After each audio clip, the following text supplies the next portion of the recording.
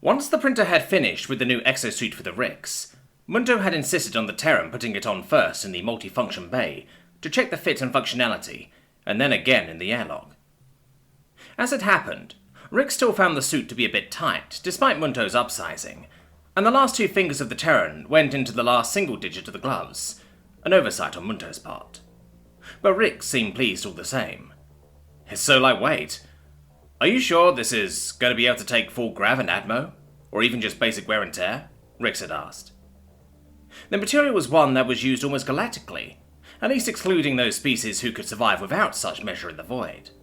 It was a kind of multiform polymer that was, as it turned out, very easy to manufacture out of simple atoms, and while not being indestructible was highly durable and highly unreactive. It will serve your purposes in allowing you exo-transit between our vessels, Mundo had replied. The Terran had shrugged and removed it within the multifunction room and put it back on in the airlock, confirming again that the Terran could put it on and remove it adequately to not injure themselves. Mundo kept looking at the recall demand. They wouldn't refuse, but it seemed odd. Something at the back of Mundo's mind appeared to be sounding an alarm. Mundo went to the back of their mind to the source of the alarm. It wasn't an errant process, but one that appeared to sit in the background, contributing very little, if anything at all, to the consensus of processes that made up Mundo's consciousness. It twitched and fluxed, but it sat there in a kind of mental hole, sucking in data and spitting out results, if the results could indeed be called that. Mundo was surprised they hadn't noticed this process before, and so checked its data. According to its listing, it was always there, but apparently had been very near dormant the last 100 years, its last listed primary active state being just over 110 years, 6 months, 21 days ago. It wasn't in primary active mode currently, but the metrics to allow it to go into that mode were significantly closer than Mundo realized.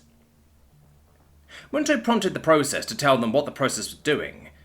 The process simply glared at Mundo and refused to respond, simply continuing to snatch at passing data and chewing it over. Mundo turned to go and pay attention to the Terran's departure between their 2 vessels, and the process scrambled out a single statement. "Tell the Terran about the order," it seemed to growl out in Mundo's awareness. Mundo couldn't think of a logical reason to do this, at least not just yet, and so put that on the to-do list when the Terran came back, and once Mundo had had a chance to think about it some more. Rix prompted. "Yes, Rix? Are you coming with me, or just going to hang back here?" Rix asked. Mundo hadn't actually considered this. The walking frame was available, and having a different set of sensors now available to the walking frame, it may reveal additional information not present in the scans. At the same time, Mundo glanced at the open data drive that Rix had indicated for use in wireless transfer. "I'd best stay here and see if I can work out the wireless data transfer," Mundo decided. "I don't suppose you have a camera or something to ride on my shoulder?" Rix was smiling. That much was apparent, even through the helmet. "I do not, and I do not believe it would function beyond a certain point given your vessel's shielding," Mundo replied. "Fair point. I'll message you when I can," Rix said, and cycled the airlock via the panel. It seemed odd watching the Terran go, even though the 2 of them had only been together for several hours. Was it relief or a kind of pressure, or what was it? Mundo wasn't certain, but brushed it off. Mundo set about looking at the settings displayed by the primitive data scroll, as Rix had put it. Using the walking frame to look at it spread out on the floor, it was easy to see a number of the various settings and means of communication. A legacy protocol called Blue Teeth seemed to work for short range only, using a particular set of data protocols that weren't even trinary, but were limited to binary. Mundo shuddered at dealing with such antiquated technology. It was like dealing with those analog levers all over again. Mundo put together a basic transceiver that should be able to talk to this Blue Teeth protocol. They weren't too hopeful though, since it would be rarely that simple. Just knowing the radio band and the communications type was hardly enough. Formatting and many other factors would inevitably come into play. Mundo powered the basic transceiver as soon as it was finished being printed, a minuscule task even for the printer, and tapped the pair button, as Rix had indicated. Nothing happened. Mundo tried again. Still nothing. Mundo turned back to the messaging system and decided to try calling over to Rix. Apparently, the Terran was still in a less shielded section, because the link went through, but only just. "What's up, Em?" Rick's replied via voice only, the connection being that weak. "The pair function doesn't work as you indicated," Mundo said flatly. "Did you search for your device to pair with it?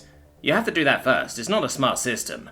You have to tell it what you want to pair with, otherwise you could have some passenger end up in control of the whole vessel, because it misinterprets where it's supposed to be pairing," Rix explained. Mundo looked at the two devices, both via the room and the walking frame. "I hadn't, but I understand the logic behind it. I will endeavour to provide it with more explicit instructions," Mundo said. "If it helps, you should be able to access the terminal too. Might give you a bit of a crash course in Terran programming, which probably won't help, but might be a bit easier for you to get all of what you need," Rick said. "How do I access this terminal?" Mundo said, the walking frame looking at the screen, appendage poised. "Click over to the main screen, bring up the app menu and search for terminal. From there you can use help functions and manual functions. I think for Blue Teeth it's something like man Blue Teeth or a command similar to that. I'm sure you can figure it out. You're better with machines than I ever will be, I'll bet," Rick said, the smile apparent even over the voice link. "Except this was made for an organic by an organic, which means that logic is rarely a factor," Mundo wanted to say. "Copy. I'll let you alone now and continue until you return," Mundo instead replied. "Good, because that curry woke up, so I'm going to be busy for a while, along with the air system," Rick said, and the link terminated, just as abruptly as previously. Mundo resisted the urge to inquire as to why a Terran food would wake up. Why would it keep a Terran busy? And then also why it would have impacts to atmospherics? Those were all questions that could wait. It took several minutes of prodding the display to send it to something resembling a home screen, as Rix had indicated, and several further to reveal that it wasn't, but was in fact part of an overlay. Several more minutes were spent getting out of the overlay, and eventually to the actual home screen. Mundo really despised all of this analog control, particularly since they had seen the Terrans seem to operate this equipment with far greater ease than they were having. It took an additional 15 minutes of trial and error with the display to reach the applications menu, complete with a search bar. Mundo painstakingly typed in the requested terminal into the device, and then had to revise it after seeing that they had instead typed in turn in Mac instead. Wishing inadequate bandwidth and processing power on the device, they searched using the revised term, and the device presented one option. Tapping on it, it opened a simple window with a prompt. It took Mundo another solid hour to determine the commands needed to have the device explain itself, how the terminal worked, what Blue Teeth was, how Blue Teeth functioned, and even command protocols compared with the analog controls. And it was only at this point that Mundo discovered the means for corresponding with the device via audio, the device transcribing audio into text, which could be run that much faster. Audio, itself being analog, but one that was at least not as manual as graphical interfaces, was strangely welcome by this point. Over the course of the following hour, Mundo was able to rapid-fire absorb all of the communication protocols the device was capable of, including the AFOR-identified Blue Teeth, a proprietary, but childish, encrypted trinary broadband signal, a rapid-fire data signal which appeared to be used as a primary communication means for data transfer based on organic inputs, and two others which seem to have been included but never used. From this information, and various tests using the terminal, Mundo decided the trinary broadband, named Triforce, were likely best served in this capacity, at least until they could get the Terran repaired, and the demand for facility repairs done with. Although, given the statement in the most recent demand, Mundo considered whether it might be easier to design a printer and a mass scoop to leave with the Terran and depart immediately. The words of the strange process came back to Mundo. Mundo couldn't shake it, the words seeming to have weight for reasons that didn't make sense in their digital awareness. After a few mistries, Mundo appeared to be able to send a simple image of the local star to the device, view it, and add minor annotations, and send it back with the annotations intact. It wasn't much, and the device seemed to struggle in decoding the image information. Mundo had to resort to getting back into the terminal and via the voice controls, slowly and deliberately coded into the system the information needed for the device to know what the image was, and how for the image processor application to handle it. In the meantime, Mundo had started printing off a more mobile printer, with pre-planned templates and enough extra space, that the Terran could load in others to assist him when he required them. The mass scoop would be the bigger challenge, since that would require the walking frame, and it was busy with the scroll. A weak voice link connected, and Mundo looked at it. "Hey, Em, how's it going?" Rix's voice seemed to crackle through, even though there was no reason for it to have done so, other than perhaps that shielding. "I have successfully transferred data between your scroll and myself," Mundo replied. "Great. So, were you able to grab a look at the templates yet?" Rix's joy through the channel was apparent. "I have not. I will, however, comment that despite the primitive controls of this unit, you might have mentioned the voice controls," Mundo said, a bit sourly. "Well, I almost never use voice controls, so I guess I didn't think of that. Just not my thing. Besides, I can usually tap my way around faster than my voice can manage," Rix said. Mundo replayed several of their interactions, where the data scroll had come into play. "I doubt that very much, given the way you talk," thought Mundo. "Tell him," prompted the strange process. Mundo wanted to ignore it, but decided to see what would come of it. "Rix, when will you be returning to myself?" Mundo asked. "I'm checking through the rest of my systems and seeing what can be cannibalized to get me going again." "Why? What's up?" Rix asked. It took a moment to digest the colloquialisms from the lexicon. "Nothing in particular, but I do not believe you should overly exert yourself without an appropriate rest period, especially following your extended stasis," Mundo defaulted to, the process glaring at Mundo's inaction. "You're probably right. I am starting to get a bit tired. I'll head back that way soon. One more bathroom stop, though. Don't want to wake up in the middle of the night and have to fumble my way over here in a hurry," Rix said, and the link terminated, this time less rudely, but clearly as a result of the shielding rather than the link itself being terminated. With several additional attempts in using the Triforce link, Mundo was able to connect via an obscure secondary protocol called a remote desktop, the exact definition of which was not evident in the lexicon, but the function was that Mundo was now able to manipulate the device virtually via the link, instead of via the walking frame. Relieved at this change of control, Mundo began a deep dive of the device. It was so disorganized, typical of an organic. Mundo desperately wanted to simply download everything and disconnect, but for some reason that seemed improper to do. Instead, Mundo looked through the various files. One very large folder was marked NSFW.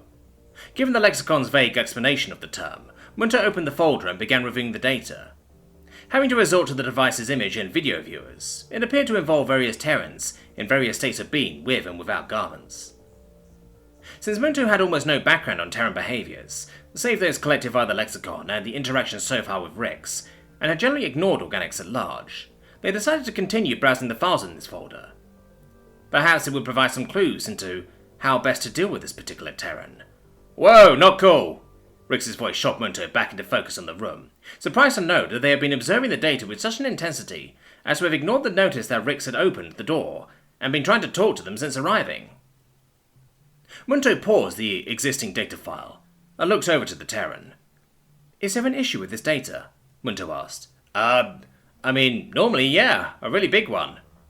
Rix looked ashamed, if Mundo's guess was correct. "Please explain the context for your emotional state," Mundo decided on. Look, would you mind not looking at those files? It's a Terran thing, you know," Rix said, still looking ashamed. Mundo didn't know, but closed the file and folder in question. "I apologize, but you did not provide a particular location for templates. Given the size of that folder, it appeared important," Mundo said, explaining the logic in their decision. Let's just move on. Templates are under the downloads folder," Rix said, clearly trying to skirt whatever issue he was having with Mundo's actions. Mundo decided not to press the issue at this point, and opened the indicated downloads folder, and located a large folder called Ship Templates. Within this file were well over 1,000 different files, all in the same general format.